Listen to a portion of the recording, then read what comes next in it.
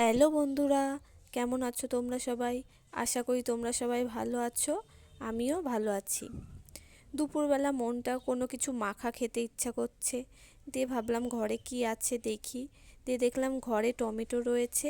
আমি ভাবলাম তাহলে টমেটো মাখা করা যাক। আমি এদিকে টমেটো কেটে নিয়ে লবণ দিয়ে, ধনেপাতা কুচি দিয়ে আর লঙ্কা দিয়ে নিয়ে চলে এসেছি।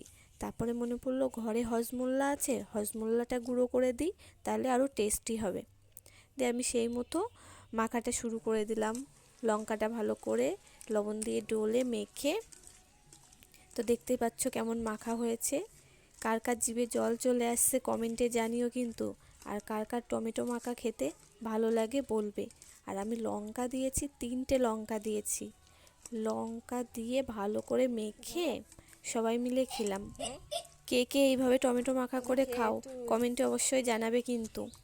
তারপরে আমার এই টমেটো মাখাটা খেয়ে আমার অবস্থাটা কি হয়েছিল তোমরা দেখলে অবাক হয়ে যাবে। এদিকে আমি ঘরে ফ্যান চালিয়ে মুখে মিষ্টি দিয়ে শুয়ে রয়েছি, কেননা এত ঝাল লেগেছে আমার।